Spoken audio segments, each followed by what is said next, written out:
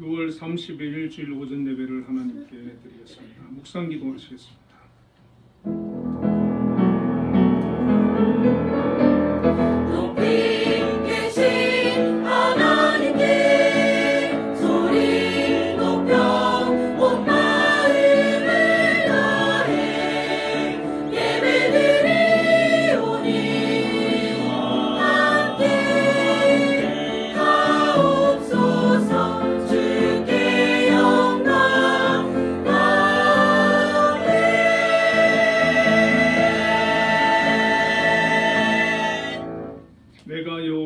항상 송축하며 내 입술로 항상 주를 찬양하리이다. 은혜로우신 하나님 감사합니다. 오늘도 하나님 앞에 나와 예배합니다. 이곳에 함께하여 주시고 저희들 예배를 기뻐 받아 주옵소서. 예수님 이름으로 기도드립니다. 모두 일어나셔서 대회 찬송을 드리겠습니다.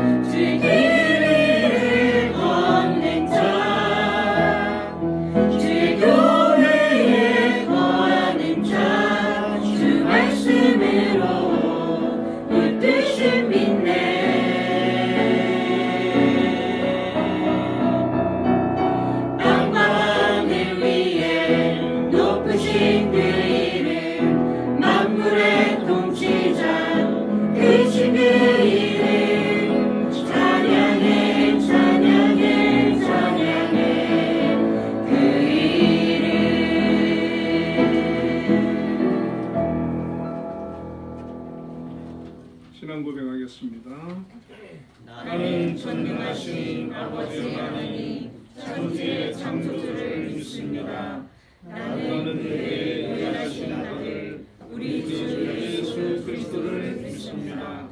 그는 성령으로 잉태되어 동정녀 마리아에게서 나시고 본디오 빌라도에게 고난을 받아 십자가에 못 박혀 죽으시고 장사된 지 사흘 만에 죽은 자 가운데서 다시 살아나셨으며 하늘에 오르시어 전능하신 아버지 하나님 우편에 앉아 계시다가 거기로부터 살아있는 자와 죽은 자를 심판하러 오십니다. 나는 성령을 믿으며 거룩한 공교회와 성도의 교제와 죄를 용서받는 것과 몸의 부활과 영생을 믿습니다. 아멘. 성시교독 77번 요한복음 3장을 교독하겠습니다.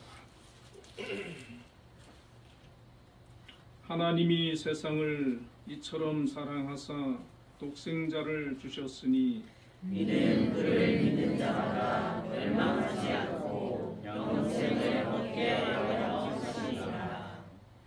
하나님이 그 아들을 세상에 보내신 것은 세상을 심판하려 하심이 아니요 그로 말미암아 세상이 구원을 받게 하려 하심이라. 그를 믿는 자는 심판을 받지 아니하는 것이요 믿지 아니하는 자는 하나님의 독생자의 이름을 믿지 아니하므로 벌써 심판을 받는 것이니라. 그 정죄는 이것이니 곧 빛이 세상에 왔으되 사람들이 자기 행위가 악하고 빛보다 어둠을 더 사랑한다시니라. 악을 행하는 자마다 빛을 미워하여 빛으로 오지 아니하나니 이는 그 행위가 드러날까 함이요. 진리를 따르는 자는 빛으로 오나니 이는 그 행위가 하나님 안에서 행한 것임을 나타내려 함이라 하시니라. 아멘. 모두 자리에 앉으셔서 예배 찬송 283장을 보겠습니다.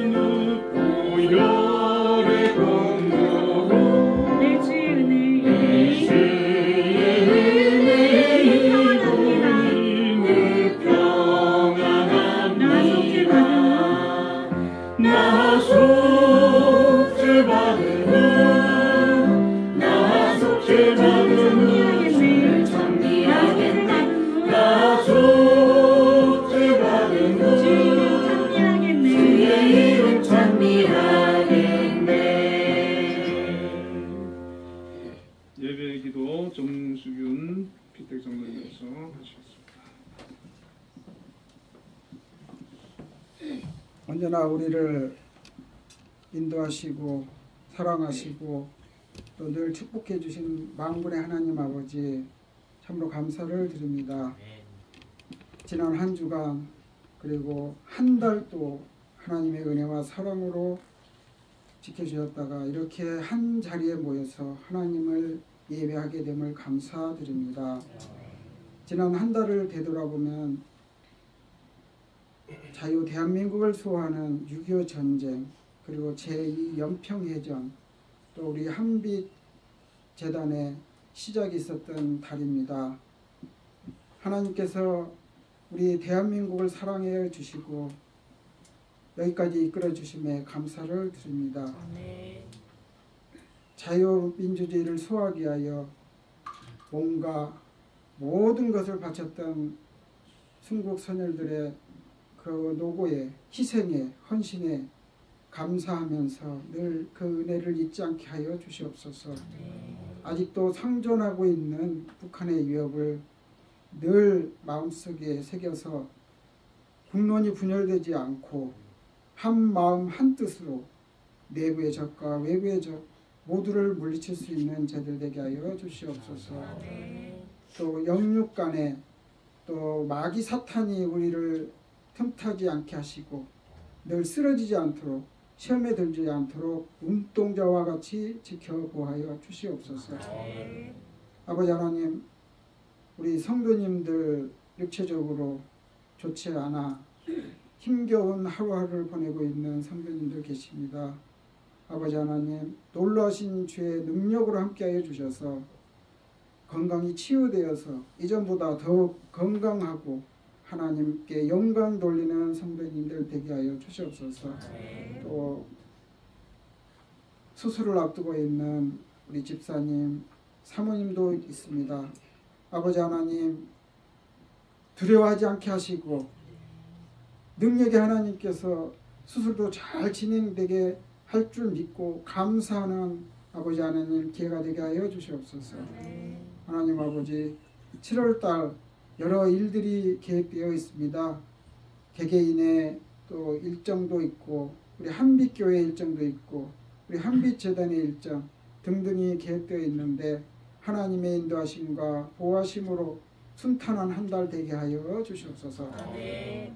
특별히 우리 한빛재단 위해 기도합니다. 64년 전에 전쟁 이후로 여러 가지 어려운 상황이었지만 또 하나님께서 터를 선택하여 주시고 숱한 어려운 난제들을 극복해 하여 주셔서 오늘의 한빛을 아버지 하나님 번쩍게 하심을 감사드립니다.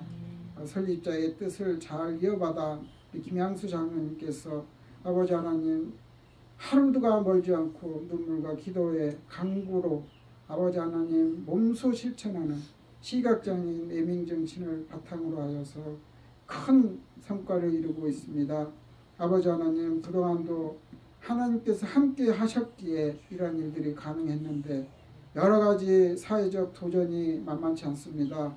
아버지 하나님, 제도가 늘 바뀌고 있고 또 문화가 바뀌고 또 정권이 바뀌고 기타 등등 여러 가지 어려움들이 있는데 하나님께서 우리 장로님에게 지혜를 주시고 또 스태프진들 속해 있는 모든 구성원이 한마음 한뜻으로 하나님께 감사하고 또 우리 김양수 장로님의 리더십에 순응하여서 한마음 한뜻으로 한빛전을 이끌어 주시옵소서.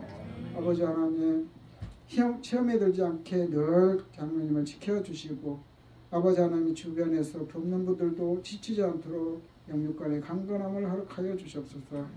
우리 성도님들 일터 또 가정 개개인의 기도 제목이 다 응답받는 한 달 되게 하여 주시옵소서. 오늘 말씀을 전하시는 우리 목사님 준비하는 말씀을 대언할 때에 능력의 말씀이 선포되게 하시고 지치지 않도록 하나님께서 늘 인도하여 주시옵소서. 아버지 하나님, 우리가 그 말씀을 듣고 우리 신앙의 중심에 두게 하시고 7월 한 달도 승리하는 한 달 되게 하여 주시옵소서. 또 우리 김영아 전도사님 어려운 가운데서도 또 우리 한빛교회를 섬기고 목사님을 잘 보좌하고 계십니다. 항상 하나님께서 축복 내려주시고 늘 삶이 복되고 즐겁고 기쁘고 감사가 넘치게 하여 주시옵소서. 보이는 곳에서 보이지 않는 곳에서 예배를 위하여 수고하고 계시는 많은 손길이 있습니다. 그분들을 축복하여 주시옵소서. 또 특별히 찬양대에 찬양을 기뻐 받아 주시고 듣는 저희들이나 또 찬양을 올리는 찬양대원들 모두가 하나님께 영광이 되고 은혜의 시간이 되게 하여 주시옵소서. 온전히 예배 주장하여 주시고 또 한 달도 하나님께 의탁하고 감사드리며 예수님 이름으로 기도드리옵나이다. 아멘.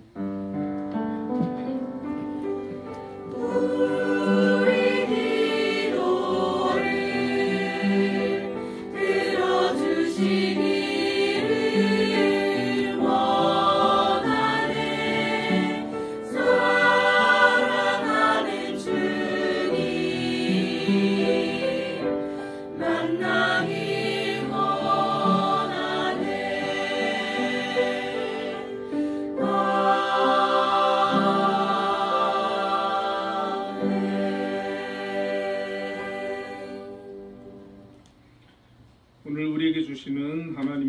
말씀은 사도행전 2장 38절부터 41절까지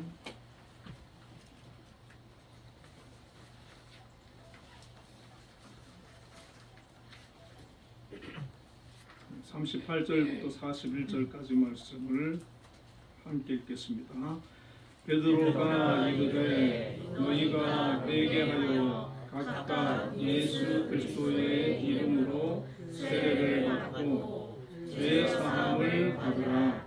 그리하면 성령의 선물을 받으리니 이 약속은 너희와 너희 자녀와 모든 문대 사람 곧 주 우리 하나님이 얼마든지 부르시는 자들에게 하신 것이라 하고 또 여러 말로 합증하며 권하여 이르되 너희가 이 해역한 세대에서 구원을 받으라 하니 그 말을 받은 사람들은 세례를 받으며 이날에 신도의 수가 3천이나 더하더라. 아멘. 우리 찬양대에서 찬양으로 하나님께 영광을 드리겠습니다.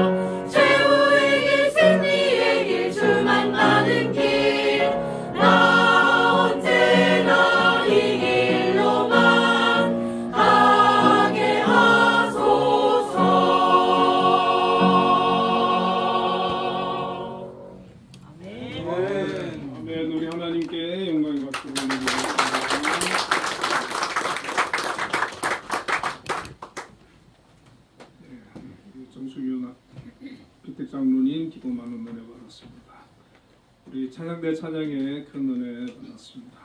우리 옆에 분들 인사 한번 나누겠습니다. 우리가 예수 믿어서 복 받았습니다.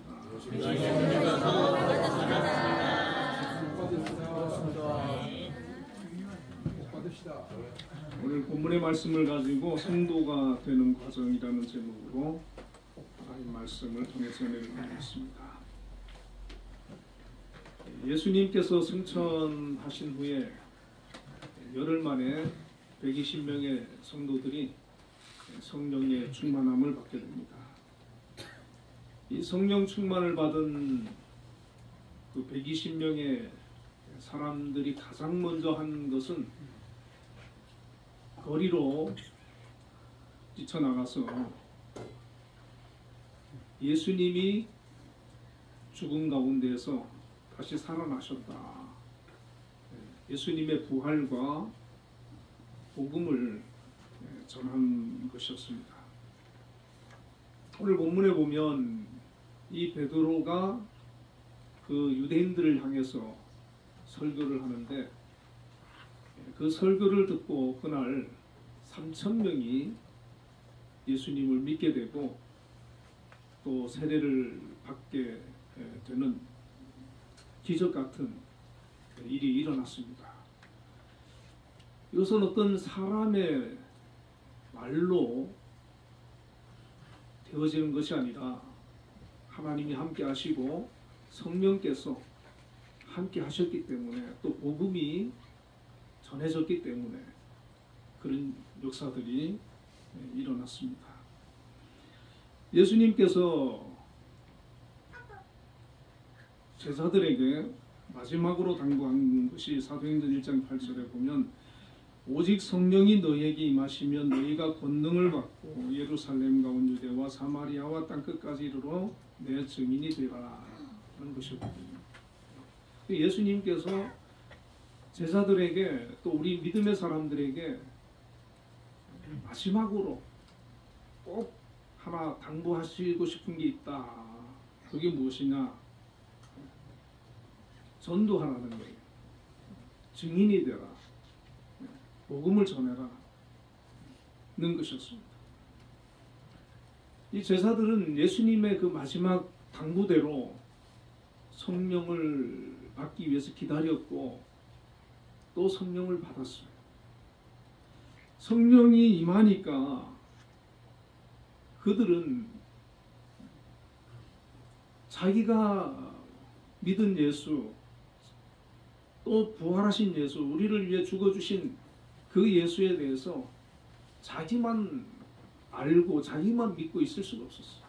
그래서 거리로 나가서 예수님이 하나님의 아들이고 메시아고 우리의 죄를 대속해서 십자가에 죽으셨고 부활하셨다라는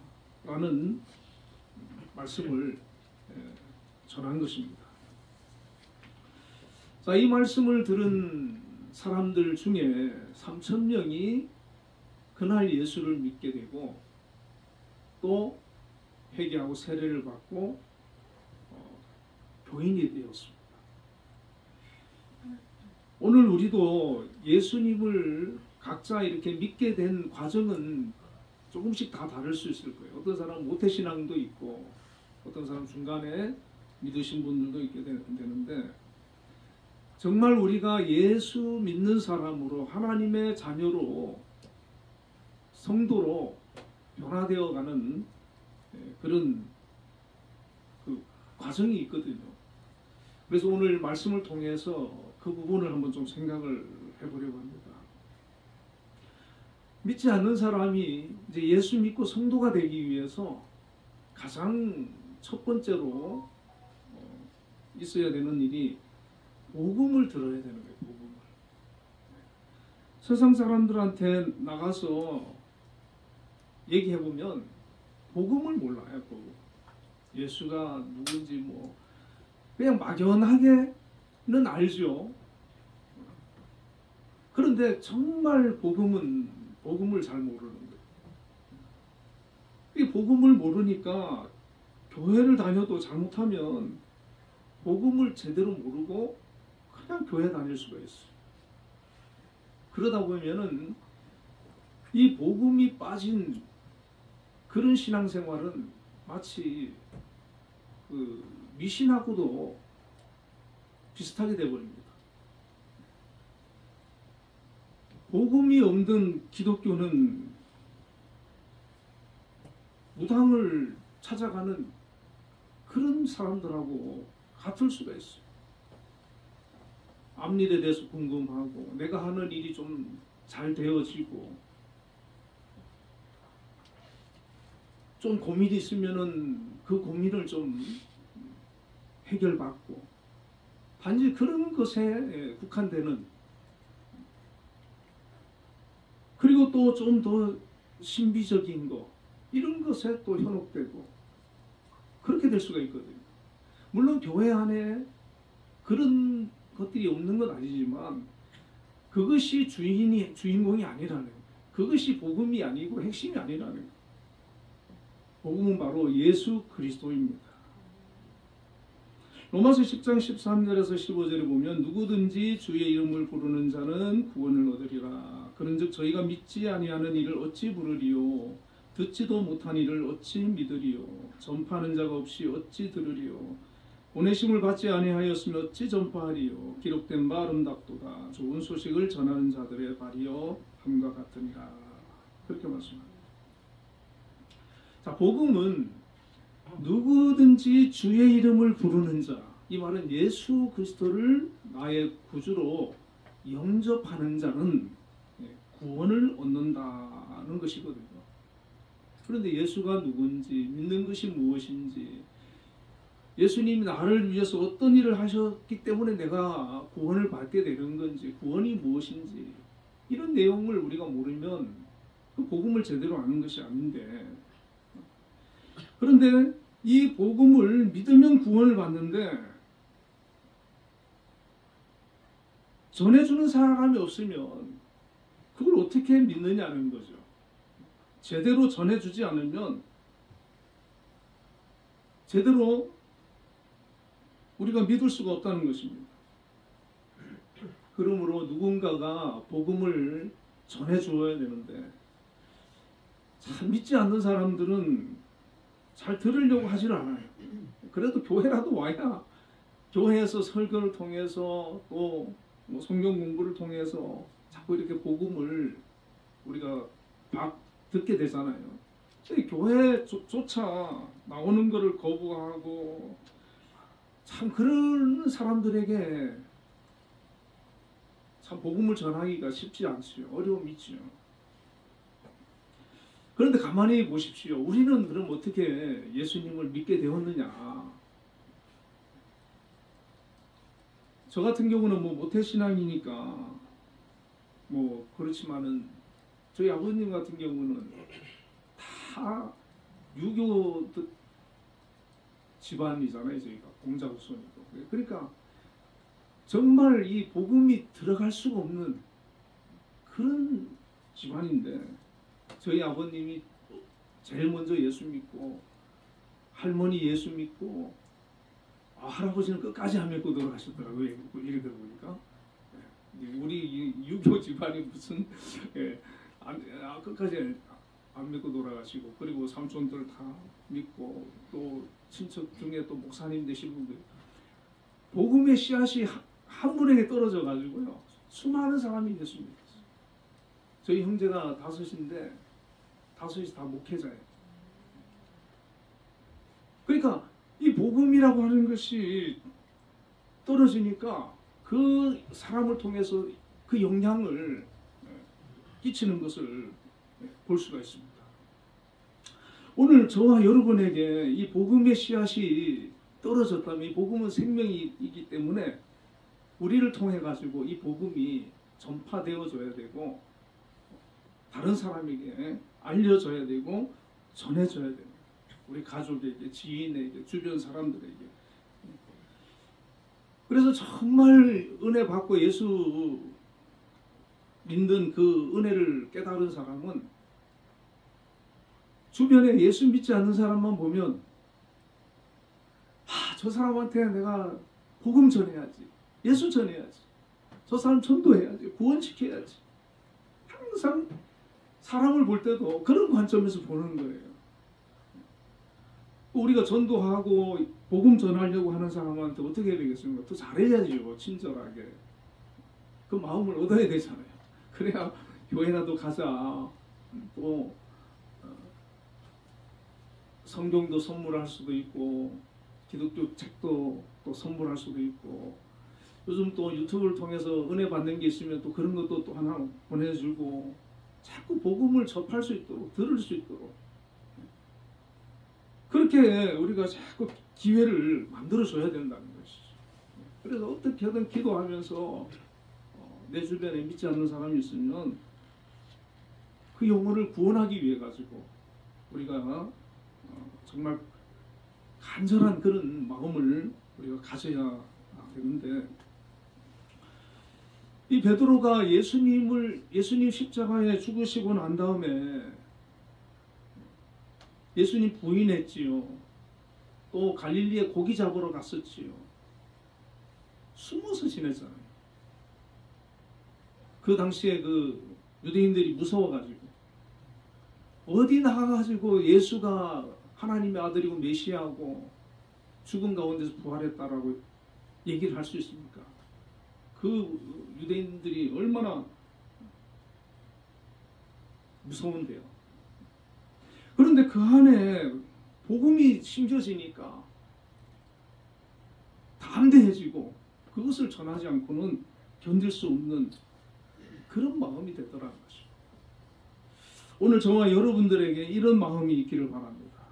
그리고 우리가 복음이 전할 때 우리를 통해서 복음을 듣는 사람들이 정말 그 복음을 받아들이고 예수님을 영접하고 하나님의 자녀가 되는 그런 역사가 있기를 바랍니다. 베드로가 그 예수님에 대한 그 메시지를 사도행전 2장 22절부터 전하게 되는데, 이 복음에 대해서 우리가 바울 사도의 그런 메시지들을 또 로마서라든지 이런 말씀을 우리가 통해 가지고 복음이 뭔지를 잘 알 수가 있거든요. 그 여러분들이 만약에 복음이 뭔지 좀 알고 싶다, 그럼 로마서를 여러분 읽어보세요. 우리 성경이 좀 어려우면 쉬운 성경 같은 걸로, 또 영어가 되시면 영어 성경 같은 걸로 읽어보시고, 그리고 요즘은 유튜브로도 이렇게 보면은 다 그냥 그 설교가 다 이렇게 시리즈로 되어 있어요. 또 좋은 목사님들 그 설교도 좀 들어보시고, 그러면 우리가 이제 복음 이런 거구나 잘 이해를 할 수가 있는데, 이 베드로가 이제 복음에 대해서 전하는데, 자, 사도행전 2장 22절부터 이렇게 그 베드로가 전한 내용들이 기록되어 있는데, 이걸 한번 살펴보면 2장 22절의 내용은 하나님께서 예수 그리스도를 보내셨는데 예수님이 유대인들에게 지난 3년간 그 권능과 기사와 표적을 행하게 하셨고 그것이 하나님이 보낸 증거다, 이런 얘기를 해요. 자, 이 유대인들은 예수님을 물론 뭐 외국에서 가고 온 사람들은 오순절 절기를 지키기 위해서 온 사람들은 잘 모를 수도 있지만 대다수의 그 당시 유대인들은 알고 있어요, 예수님이. 그리고 예수님이 3년 동안 공생애 동안 무슨 일을 행했는지 알고 있어요. 그래서 3년간 큰 권능과 기사와 표적을 행했다는 거예요, 예수님께서. 그거를 그 사람들은 부인할 수가 없는 거예요. 부인할 수가 없는 거예요. 오늘 우리가 전도가 힘이 있기 위해서는 우리에게 체험이 있고 은혜 받은 간증거리가 있어야 합니다. 그래서 어떤 사람들은 이렇게 대화를 해보면 본인이 받은 은혜가 크고 또 체험이 있고 간증거리가 있는 사람이 있는데, 그런 사람들은 너무나도 믿음이 확고해요. 예수님에 대한 그 신앙이 분명합니다. 이 은혜라고 하는 것이 꼭 무슨 뭐 기적을 얘기하는 것이 아니고, 우리가 신앙생활하면서 또 기도하면서 또 하나님 말씀 읽다가 부어지는 은혜가 있거든요. 우리의 심령 속에 하나님이 느껴지고 경험되어지고 하나님의 그 사랑이 막 충만하게 임하는 그 은혜를 경험하는 사람들이 있어요.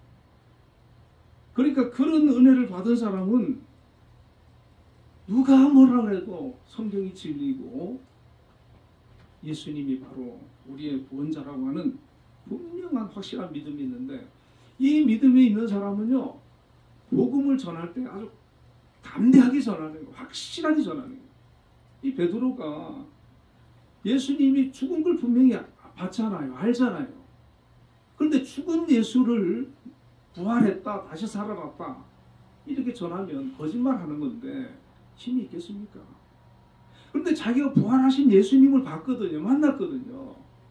그러니까 이제는 이 사람 자체가 벌써 복음이 무엇인지를 분명히 알게 되니까 자기의 목숨도 내어놓을 수 있는, 걸을 수 있는 거예요. 예수를 전하고 이 복음을 전하는 이 일이 그만큼 귀한 일이고 가치가 있는 일이다 해서 전할 수가 있는 거예요. 그러면서 두 번째로 23절부터 24절에 유대인들이 빌라도의 손을 빌어서 예수 그리스도를 십자가에 못 박아 죽였는데 하나님께서 그를 다시 살리셨다라는 거예요. 다시 살리셨다. 그 당시 유대인들에게는 이게 엄청난 얘기 아니겠습니까? 분명히 죽은 걸 아는데, 죽인 걸 자기들이 아는데 그 예수가 다시 살아났다. 하나님 다시 살리셨다. 부활했다. 그래서 초대교회 성도들은 예수님의 부활의 증인들이었어요. 예수님의 부활을 증거하는 거예요.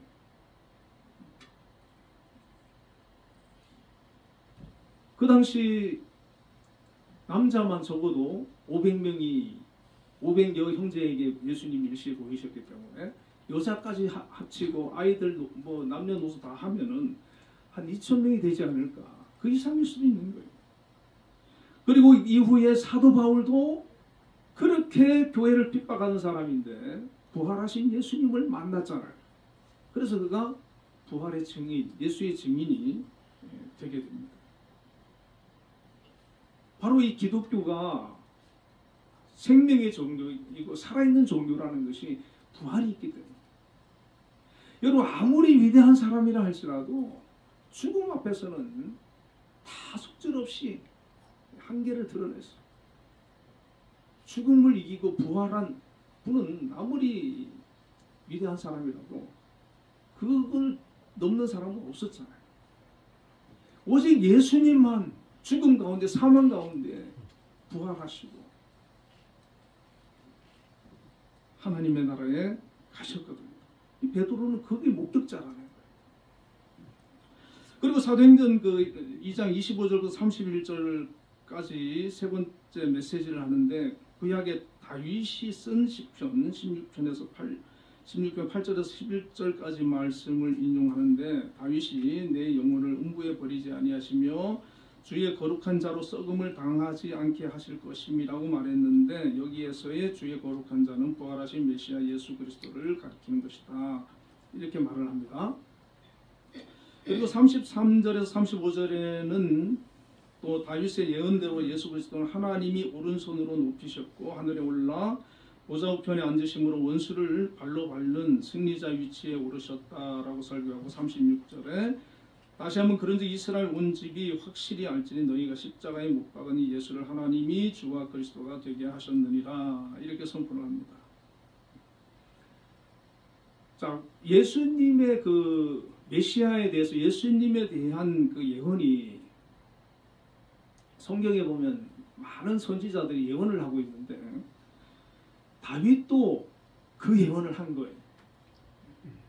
그런데 보통은 이제 뭐 이사야라든지 다른 성경을 예언을 인용을 하는데 이 베드로는 시편의 다윗의 예언을 인용을 합니다.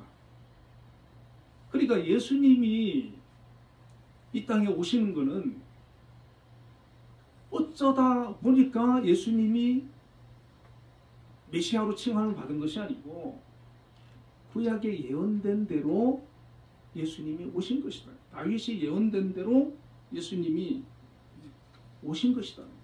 그래서 이 유대인들은요 구약을 잘 알거든요. 메시아에 대한 예언이 어디에 있고 어디에 있고 알거든요. 이 다윗의 이 메시지도 메시아에 대한 예언이라고 하는 것을 알고 있거든요. 그러니까 이 사람들 기본 구약을 바탕으로 한 메시아에 대한 그런 지식이 있기 때문에 이 말씀을 들었을 때 이해가 쉬운 거예요.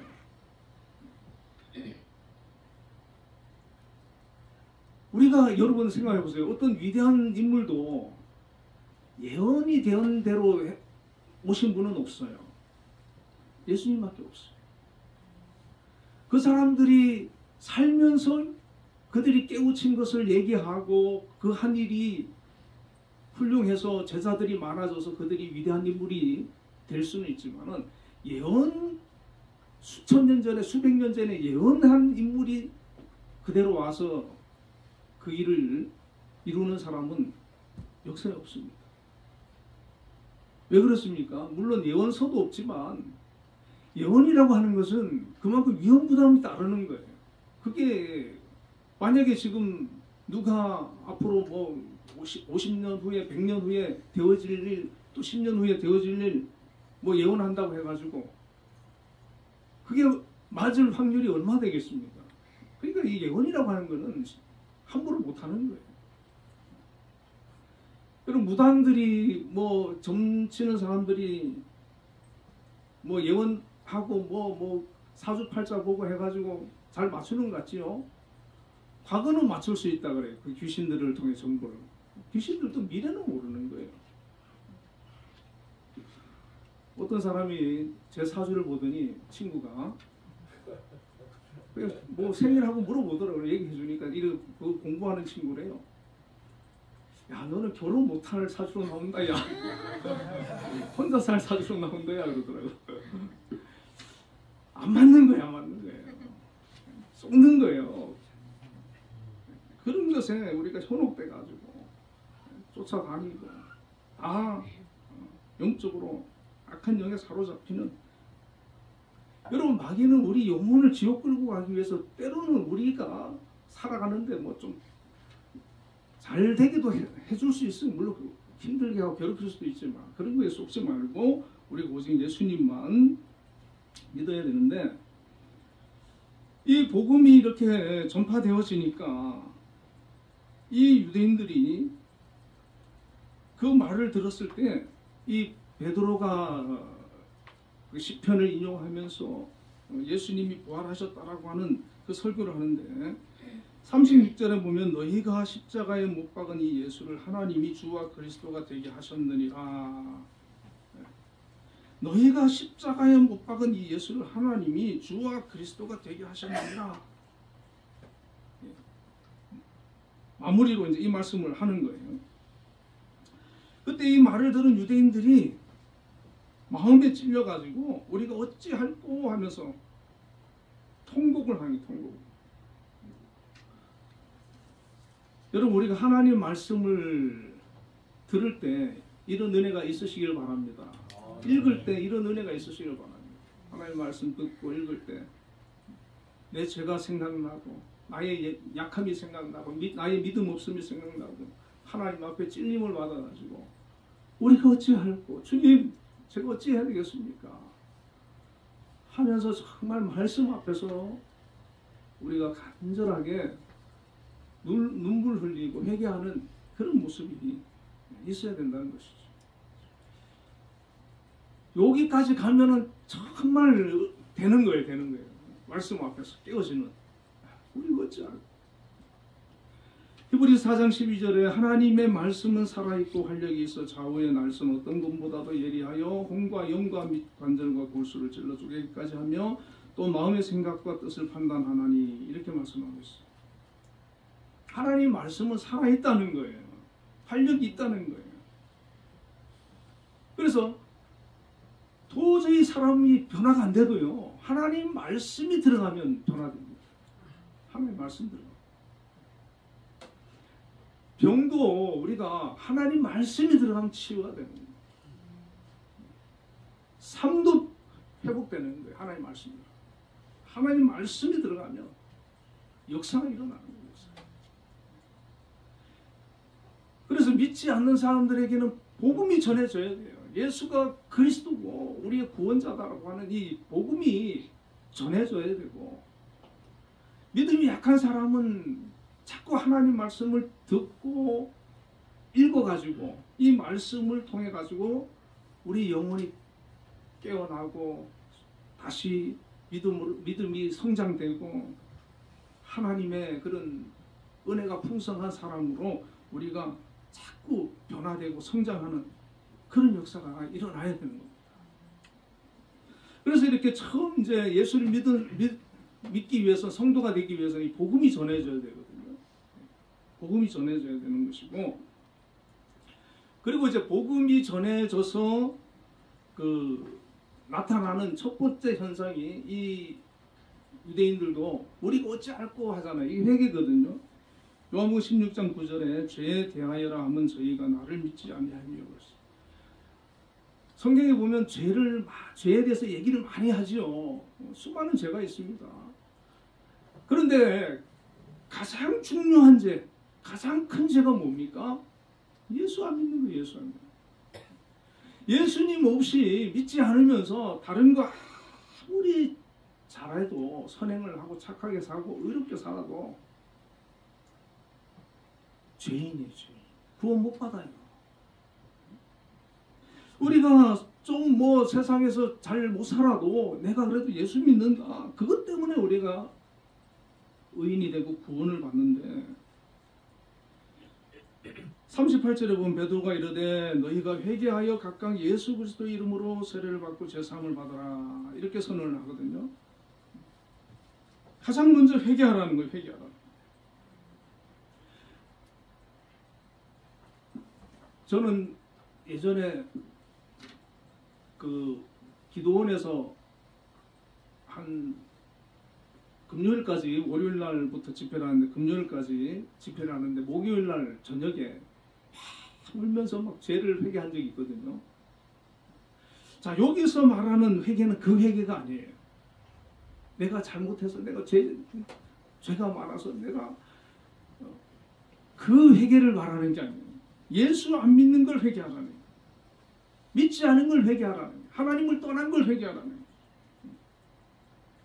그 회개를 통해서 내가 예수를 믿게 되고, 이제부터 내가 과거에는 하나님 몰랐습니다, 예수님을 믿지 않았습니다, 그것을 회개하고 돌이켜서 내가 이제는 하나님을 나의 왕으로, 나의 아버지로, 예수님을 나의 구원자로 내가 믿고 따르겠습니다, 그 회개를 하라는, 돌이키라는, 고백을 하라는 거예요.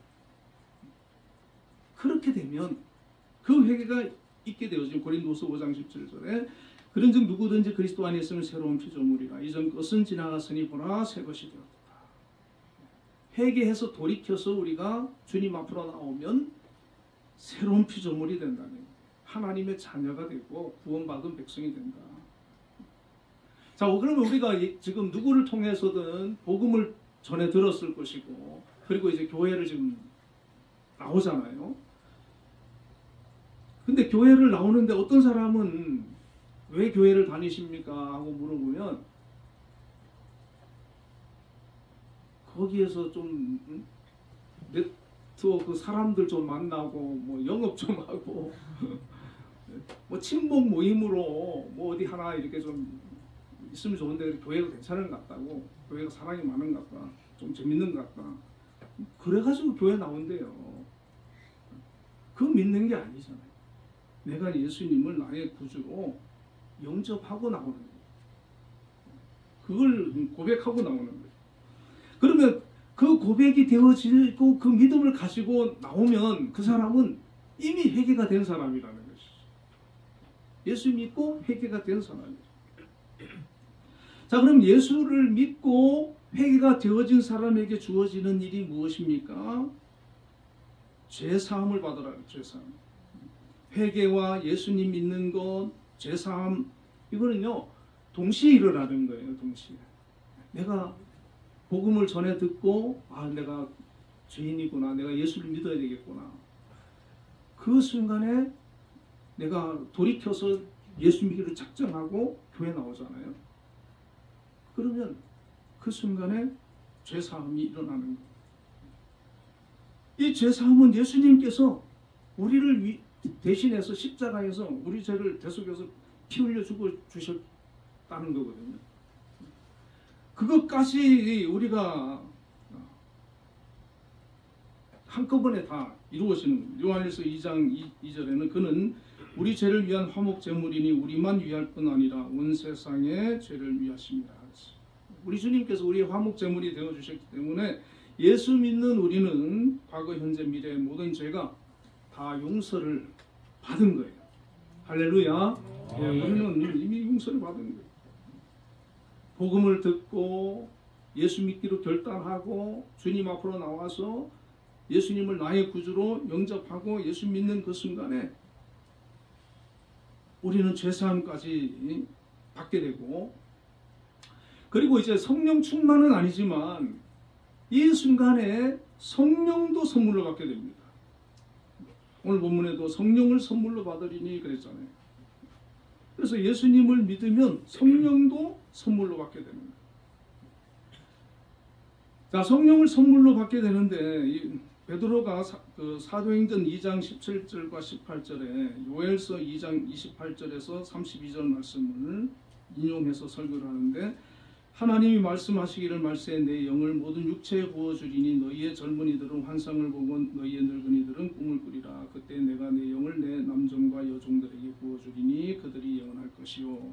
이런 말씀을 하는데, 우리가 예수님을 믿으면 성령이 내 안에 오셔서 내주해 계시는 것이고, 그때 우리가 성령이 내 안에 오시기 때문에 우리가 믿게 되는 거거든요. 성령으로 아니하고는 우리가 믿을 수 없다고 그랬어요. 믿게 되는데 하나님께서 그 성령이 임해서 믿는 모든 자에게 성령을 부어주신다 그랬어요. 그래서 우리는 이미 예수 안에서 이제 이미 성령은 내 안에 와 계시는데, 우리는 기도해야 되는 게 있어요. 뭐냐면 성령 충만을 위해서 기도해요. 하나님 성령의 인도를 받기를 원합니다. 성령의 충만함을 받기를 원합니다. 성령의 지배를 받기를 원합니다. 그리고 이제 세례를 받으라 그랬는데, 이 세례는 우리가 이제 공개적으로 내가 예수 믿는 것을 이제 표시하는 것인데, 자 세례까지 이제 받으면 정식으로 우리가 교회에서도 이제 이 사람은 교인이다라고 이렇게 인정이 되지 않습니까? 여기 계신 분들 다 세례 받으셨죠? 네, 인정이 되는데, 자, 중요한 것은 이제 여기에 있는 거예요. 우리가 성령의 충만함을 받아야 되고, 마지막으로 예수 그리스도의 참 제자가 되는 데까지 나아가야 되는 거예요. 우리가 믿는 데서, 구원받은 데서 신앙이 멈추는 사람이 많습니다. 신앙이 더 성장하지는 못하고 멈추는 사람이 많아요. 그래서 세상에 나가면 예수 믿지 않는 사람처럼 살고, 교회 오면 예수 믿는 것 같고, 이중적인 그런 모습이 많은데, 41절부터 42절에 보면 그 말을 받은 사람들은 세례를 받으며 이날에 신도의 수가 3,000이나 더하더라. 그들이 사도의 가르침을 받아 서로 교제하고 떡을 떼며 오로지 기도하기를 힘쓰니라 그랬어요. 자, 예수 믿는 사람들이 성도가 되는데, 이 성도에서 더 이제 신앙이 성장해야 된다는 것이 성장이에요. 사도의 가르침을 받아서 서로 교제하고 떡을 떼며 오로지 기도하기를 힘씁니다. 그래서 우리가 예배를 드리고 하나님 말씀을 읽고 배우고 또 성도들 간에 교제하고 기도하는 그런 모습들이 우리의 신앙을 성장시키는 그런 과정이거든요. 그래서 예배는 드리는데 그 외에 하나님 말씀을 읽는다든지 기도한다든지 또 성도들과 교제한다든지 이런 게 없다. 그러면 이제 그 신앙이 더 성장을 못하는 거예요. 그 자라있는 어린아이처럼 자라지 못하고 그냥 어린아이로 있는 거예요. 그래서 우리가 그래도 시간을 내서 하나님 말씀을 읽고 기도하고 또 믿음의 사람들과 또 교제하고 또 교회 봉사하고 막 이러다 보면 믿음이 자라나는 거예요. 자, 어디까지 자라야 되느냐? 갈라디아서 2장 20절에 보면 내가 그리스도와 함께 십자가에 못 박혔나니 그런즉 이제는 내가 산 것이 아니 오직 내 안에 그리스도께서 사신 것이라. 이제 내가 육체 가운데 사는 것은 나를 사랑하사 나를 위하여 자기 몸을 버리신 하나님의 아들을 믿는 믿음 안에서 사는 것이다. 이렇게 얘기했거든요. 내 안에 그리스도께서 사는 단계, 내가 나를 위해 살지 않고 주님을 위해 사는 것, 주님 말씀대로 주님의 뜻 가운데 살아가는 그 단계로 우리가 성장해 가야 됩니다. 이 초대교회들은 굉장히 급속한 성장을 보이는데 43절부터 47절을 보면 사람마다 두려워하는데 사도들로 말미암아 기사와 표적이 많이 나타나니 믿는 사람이 다 함께 있어 모든 물건을 서로 통용하고 또 재산과 소유를 팔아 각 사람의 필요를 따라 나눠주면 날마다 마음을 같이하여 성전에 모이기를 힘쓰고 집에서 떡을 떼며 기쁨과 순전한 마음으로 음식을 먹고 하나님을 찬미하며도 온 백성에게 칭송을 받으니 주께서 구원받는 사람을 날마다 더하게 하시니라. 이렇게 말씀하고 있어요. 이거는 이제 뭐 지금 현대 교회도 이렇게 하라는 건 아니죠. 초대교회에 이제 국한된 건데 하나님께서 우리에게 은혜를 많이 베풀어 주시면 그 받은 은혜를 나누는 거예요. 어려운 사람 주변에 필요한 사람에게 나누고 또 자주 모이고 떡을 떼고 교제하는 거죠. 또 대접하고 하나님 찬미하며 이렇게 하나님을 잘 섬길 때 온 백성에게 주변 사람들에게 칭송받아서 구원받는 사람을 날마다 더하게 하셨다. 이 초대교회가 베드로가 성령 받고 은혜 받아가지고 성령의 사람이 되니까 그 사람의 전도를 통해서 하루에 3,000명이 예수 믿고 이 사람들이 모여가지고 이런 교회 공동체를 형성을 하게 된 것이죠. 오늘 우리가 예수 믿으면은 계속 성장해야 돼요. 성화되고 자라나야 되거든요. 다른 말로 말하면 예수님의 제자가 되는 거예요. 제자가.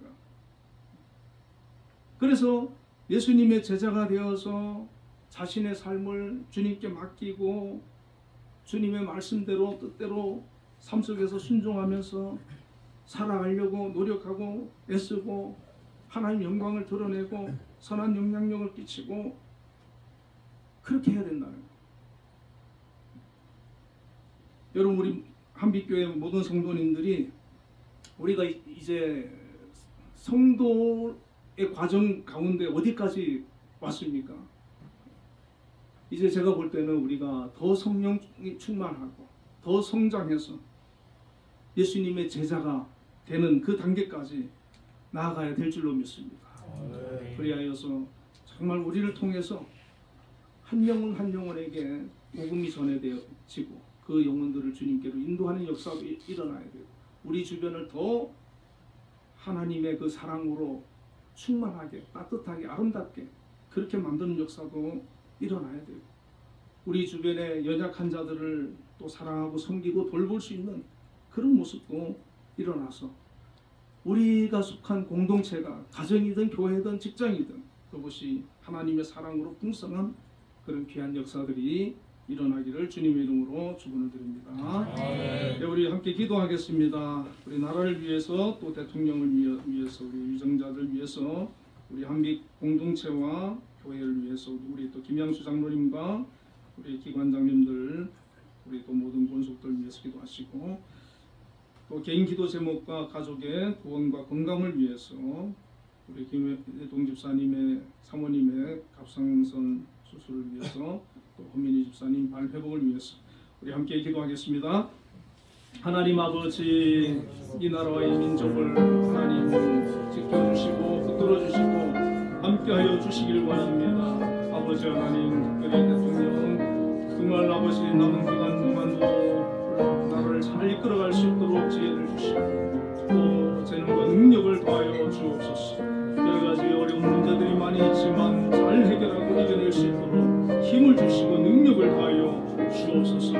하나님 좋은 또 조력자들 하나님 붙여주시기를 원합니다. 또한 아버지 나라를 이끌어가는 각층의 지도자들 위장자들 함께해 주셔서 각자의 주어진 자리에서 자기의 맡은 책임들을 잘 감당할 수 있게 하여 주시고 특별히 아버지 하나님의 나라를 직접 보호하여 주셔서 전쟁으로부터 지켜주시고 아버지 하나님 여러가지 사고로부터 지켜주시옵소서. 우리 한빛 공동체 또한 아버지 지금까지 하나님 함께 하시고 은혜를 베풀어 주심을 감사합니다.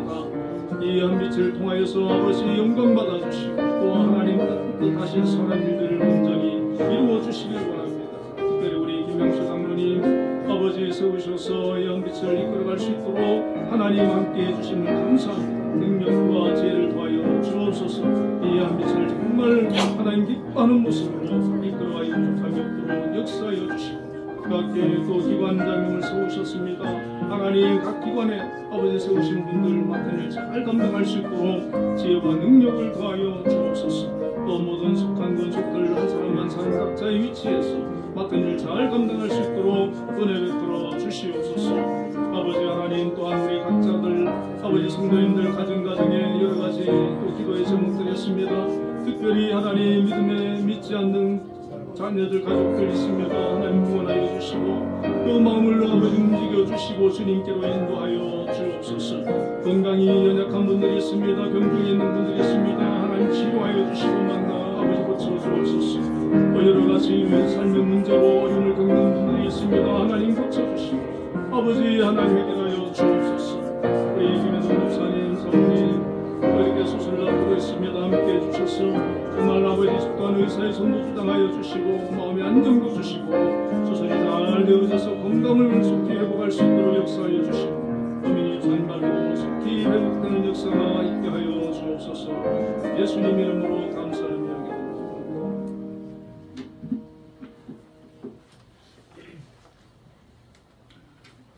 응답 찬양 287장을 부르겠습니다.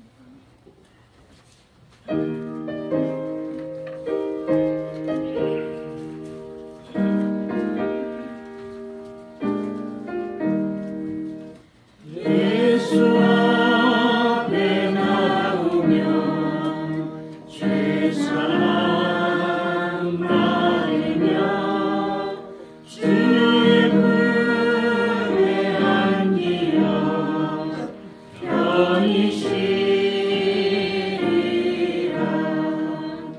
우리 주만 믿으며 모두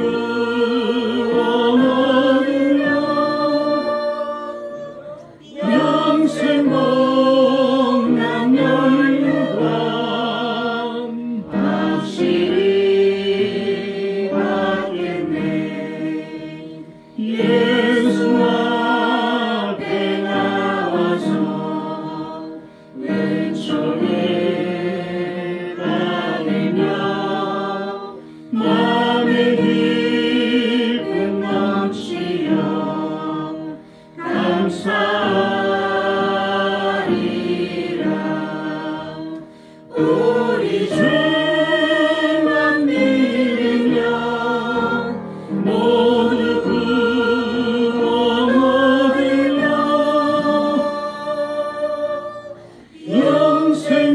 영생복락 연류관 확실히 받겠네.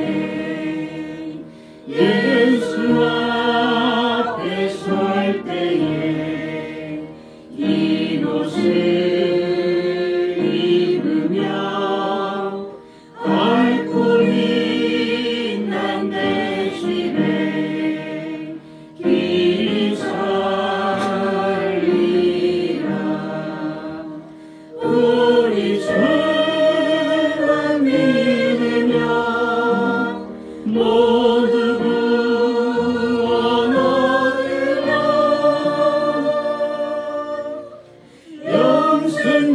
영생복락 연류관 확실히 받겠네. 기도하겠습니다. 하나님 아버지 크신 은혜와 사랑을 감사합니다. 오늘도 저희들 하나님 전으로 불러주시고 예배자로서 하나님 앞에 나올 수 있도록 믿음 주시고 인도하여 주심을 감사합니다. 오늘도 저희들 예배를 하나님 기뻐 받으심을 믿습니다. 저희들 삶 속에 또 함께하여 주시고 동행하여 주시고 영광 받아 주시고 저희들 통하여서 하나님 뜻을 이루어 주옵소서. 또 귀한 예물을 정성을 다해서 주님 앞에 믿음으로 드렸습니다. 하나님 드린 손길 모두 기억해 주시고 큰 은혜로 함께하여 주옵소서. 11조를 구별하여서 드린 손길들이 있습니다. 아버지 하나님 복의 복을 더하여 주시고 큰 은혜와 형통함을 허락하여 주옵소서. 귀한 직장과 사업장과 일터를 주심을 감사합니다. 하나님 그곳에서 또 맡은 일을 잘 감당할 수 있도록 능력을 더하시고 건강을 더하시고 재능을 더하여 주옵소서. 아버지 하나님 꼭 필요한 문제들 되게 하여 주옵소서. 아버지 특별히 또 우리 한빛을 세우시고 오늘까지 함께 하여 주신 은혜를 감사합니다. 한빛을 이끌어가시는 우리 김양수 장로님 영육간에 늘 강건함으로 붙들어 주시고 지혜와 능력을 더하여 주시고 이 한빛을 위해서 기도하며 계획하며 나아갈 때 하나님 축복해 주셔서 형통한 역사가 있게 하여 주옵소서. 또 계획하는 모든 것들 순조롭게 다 이루어질 수 있도록 또 역사하여 주옵소서. 하나님 영광이 드러나는 한빛이 되게 하여 주옵소서. 아버지 하나님 또 우리 기관 있습니다. 기관의 기관장님으로 또 세우신 귀한 분들 하나님 그 기관을 맡아서 또 열심히 기도하며 수고하고 있습니다. 그 아버지 모든 노력과 성과들이 하나님 은혜 가운데 있게 하여 주시고 어려운 일 만나지 않도록 지켜주시고 또 문제가 있다 할지라도 잘 해결할 수 있도록 지혜와 능력을 더하여 주옵소서. 우리 한빛교회와 한빛에 속한 모든 분들 위해 성령으로 충만하게 하여 주시고 다 예수의 사람이 되게 하여 주시고 하나님 맡은 일 잘 감당할 수 있도록 역사하시며 가정에 복을 주시고 또 자녀들 축복하여 주시고 길을 인도하시고 만남의 복을 허락하여 주시고 또 믿음의 사람들로 불러주시고 또 하나님 가족들 가운데 병약한 또 가족들이 있으면 치료하여 주시고 고쳐 주옵소서. 하나님 앞에 소원을 가지고 기도하는 그 기도 들어주시고 아버지 형통한 역사들 있게 하여 주옵소서. 아버지 감사의 물 드렸습니다. 하나님 받아주시고 그 삶이 정말 주님의 은혜가 항상 풍성하게 하여 주시고 늘 감사할 수 있는 마음과 또 환경이 되어지도록 은혜 베풀어 주옵소서. 아버지 주주정 헌금 드렸습니다. 한 주간도 지켜주시고 동행하여 주시고 어딜 가든지 하나님 보호하여 주옵소서. 함께하여 주옵소서. 예수님 이름으로 기도드리옵나이다. 아멘. 네, 교회 소식 특별한 것은 없는 것 같습니다. 모두 일어나셔서 635장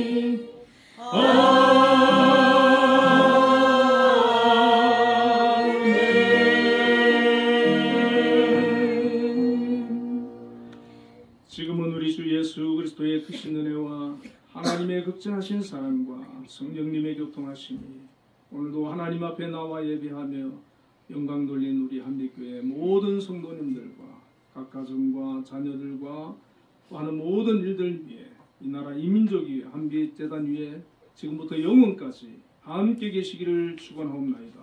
아멘.